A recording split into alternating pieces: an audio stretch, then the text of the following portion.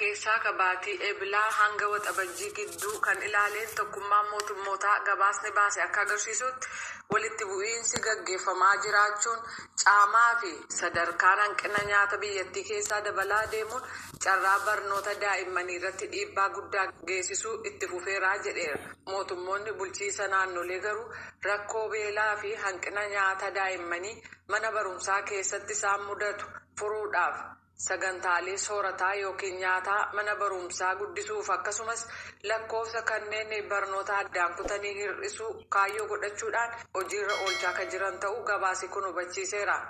Bulchiisa naannoo Oromiyaa fi naannolee uummattoota gama kibbaa akkasumas bulchiinsi Dirree Dawaa raadiyoo sagalee Ameerikaaf akka himanitti daa'imman mana barumsaatti deebisuuf sagantaalee nyaata mana barumsaa keessatti hojiirra oolchaa akka jiran ibsaniiru.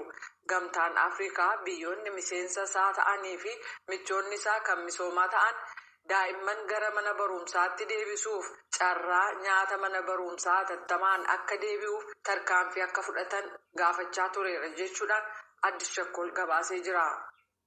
Manni murtii magaalaa Baahar Daar abbootiin alangaa obbo Zammana Kaasee irratti guyyaa 15 keessatti manna akka dhiyeessan ajajee jira. Komishinni poolisii bulchiisa naannoo Amaaraa Zammana Kaasee to'annaa jala ooluusaa kan beeksise baatii darbe ture.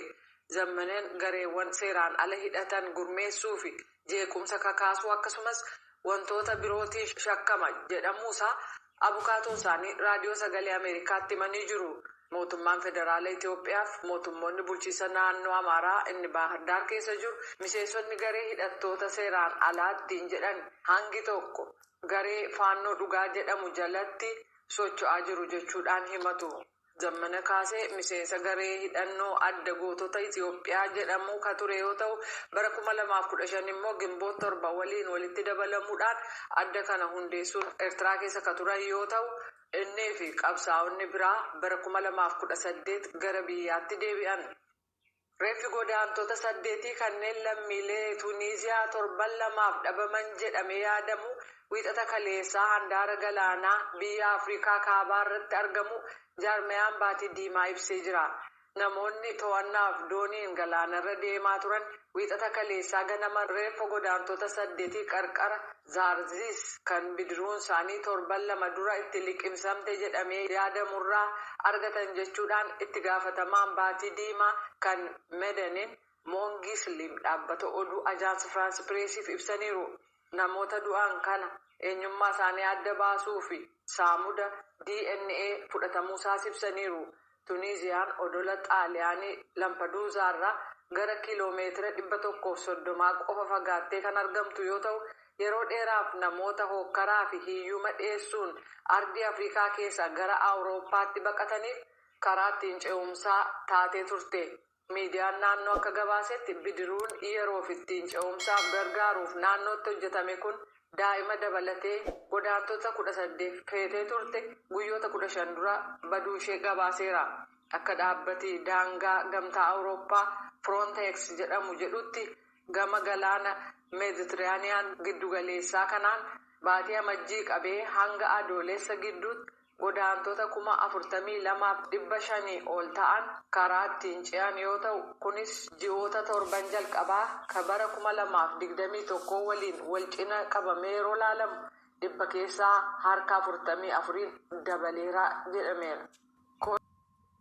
Natti guuruun akkuma itti jira jiraatonni achirraa dubbifne BBC'f yaada kennaniin akka odeessi aanaalee kana lamaan jechuun aanaa mi'eessoo fi ciroo irraa nu ga'etti dargaggoota umriin isaanii loltummaa fi hingeen mootummaa Itoophiyaa seera waraanaa addunyaa cabsuudhaan gara leenjii waraanaa guuraa jiraachuu maddeen keenya mi'eessoo fi ciroo irraa dubbifne irraa mirkaneeffachuu dandeenyeeti jirra. Aanaa mi'eessoo Araddaa Harqancaatti bulchaa aanaa mi'eessoo kan ta'ee fi maqaan isaa Maammayyaa Jaamoo Araddaa qaamaan deemuudhaan maatii ijoollee humnaan sodaachisaa akka ilmaan keessan kennitan yookaan diddan taate ammoo isintu hidhamaa bakka isaanii jechuun uummata afuritti kutaa jiraachuu odeessi nuti achirraa arganne ni mirkaneessa. Namni yeroo ammaa aanaa mi'eessoo bulchaa jiru kun maatii ijoolleetiin ilmaan teessan karaa waraanaa akka deeman fi ilmaan keessan fiddan malee nagaan hin jiraattan jechuudhaan uummata aanichaa dararaa akka jiru fi ammaan dura bulchaa aanaa masalaa yeroo turetti bifuma wal fakkaatuun hawaasa keenya kan aanaa masalaa dararaa hamaan irraa gahatuun isaa ni beekama. Bifuma wal fakkaatuun dargaggoota aanaalee biraa irraa humnaan walitti qabamanii gara magaalaa Coroo geeffaman kana mooraa mana barnootaa keessatti walitti qabanii yeroo itti kara leenjii waraanaa ergan eeggachaa akka jiran maddeen keenya magaalaa Coroo irraa nuuf mirkaneessaniiti jiran.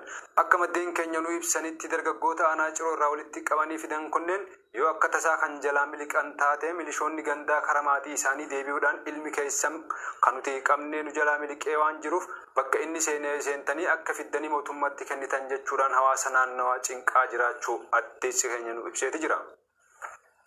Yuunivarsiitiin Booranaa daa'imman shamarran qormaataaf dhaqan irraa dhalataniif carraa barnoota bilisaa akka kennu ibseeti jira. Qorumsi biyyaalessaa kutaa 12ffaa bara kanaa haala kana dura hin beekamneen manneen barnootaatiin alatti dhaabbilee barnootaa olaanaa yookaan yuunivarsiitii keessatti kennamu irratti argama. Barattoonni Daakkii Dooyyoo fi Qabballee Boonyaa Jiloo ammoo aanaa Areeroo fi Elwayaa irraa qorumsa kutaa 12ffaa kana fudhachuudhaaf yuunivarsiitii Booranaa seenanii turan. Barattoonni kunneen lamaan erga yuunivarsiitii Booranaa seenaniin booda ciniinsuun isaan qabee lamaan isaaniitu achumatti nagaan daanja'a. Pireezidaantiin yuunivarsiitii Booranaa Dr. Bokkuu Tachee yaada BBCf kennaniin. Qorumsa kutaa 12ffaa yeroo jalqabaatiif yuunivarsiitii keessatti kenname kanaan wal qabatee barattoonni lamaan Daakkii Dooyyoo fi Qabballee Boonyaa Jiloo kan asitti da'an kunneen seenaa waan ta'eef daa'imman isaanii dhalatan kanaaf carraan barnoota akka kennamu yuunivarsiitichi murteesseeti jira. Taateen kun seenaadha. Taatee addaati lamaan ijoollee dubaraa da'an nuti ammoo barnoota dubartoota jajjabeessuu feena. Kanaaf jecha ijoollee lamaan kanaaf akkuma dhalataniin yuunivarsiitichi carraa barnootaa tola akka argatan kan murteesseef jedhan Dr. Bokkuu Tachee daa'imman kanaaf carraan kenname yeroo guddatanii barnoota yuunivarsiitiif gaanitti barumsa isaanii tolaan akka barataniif kan kenname waggaa ta'u barumsa kutaa gadaanaattis akka gargaaramaniif waan mari'annu ni jiraataa jedhan pireezidaantiin yuunivarsiitichaa. Yuunivarsiitiin Booranaa qorumsa biyyaalessaa kennamaa jiru kana barattoota godina Booranaa dhufan 8,000tti dhiyaatan haala tasgabbii qabuun qoraa jiraachuus dabaluun dubbataniiti jiran Dr. Bokkuun. Haaluma wal fakkaatuunis barattoota shamarranii qoramuuf gara yuunivarsiitii Wallaggaa seenan keessaa 2 nagaan ijoollee of qaluun hubatameeti jira. Barattuu Dibooraa jireenyaa godina Wallagga bahaa magaalaa Naqamtee mana barumsaa sadarkaa 2ffaa biiftuu Naqamtee irraa qormaata biyyaalessaa bara 2014 yuunivarsiitii Wallaggaa kaampaasii Naqamteetti qoramuuf ramadamtee mucaa durbaa nagaan hiikamtee jira yuunivarsiitichi. Kana malees barattuu kutaa gara biraa yuunivarsiituma kanatti ramadamtee tokko ammoo daa'imman dhiiraa 2 lakkuu ta'uun dhagahameeti jira. Barattuu Salaamaawit Wamboruu godina Wallagga bahaa magaalaa Naqamtee mana barumsaa sadarkaa 2ffaa biiftuu Naqamtee irraa ture qormaata biyyaalessaa fudhachuuf kan gara yuunivarsiitii Wallaggaa kaampaasii Naqamteetti ramadamte. Garuu daa'imman dhiiraa lakkuu nagaan deesseeti jirti. Wayita ammaa kanattis haadholii fi ijoolleen dhalatan hundi yaalii fi hordoffii ogeessotaan fayyaatiin taasifamaa jira. Wayita ammaa kanatti haadholii fi ijoolleen dhalatan hundi yaalii fi hordoffii ogeessota fayyaatiin taasifamaa jiraachuu kominikeeshiniin yuunivarsiitichaa toora miidiyaa hawaasaa isaa irratti qoodeeti jira. Ejensiin tajaajila qormaataa fi madaallii Itoophiyaa ibsa dhimma kana ilaalchisee baaseen barattoonni shamarranii erga qorumsa biyyaalessaa kanaaf yuunivarsiitii seenaniin booda yuunivarsiitota garaagaraa keessatti tibbanadaanis lakkoofsi isaanii 10 caaleeti jira. Barattoonni shamarranii qormaataaf gara yuunivarsiitotaa deemanii garuu ciniinsuu akka tasaa isaan qabameen da'an kanneenis yeroo qorumsaa marsaa 2ffaa irratti akka qoramaniif haalli kan mijatuuf ministeerri barnootaa ibsuun isaa ni yaadatama.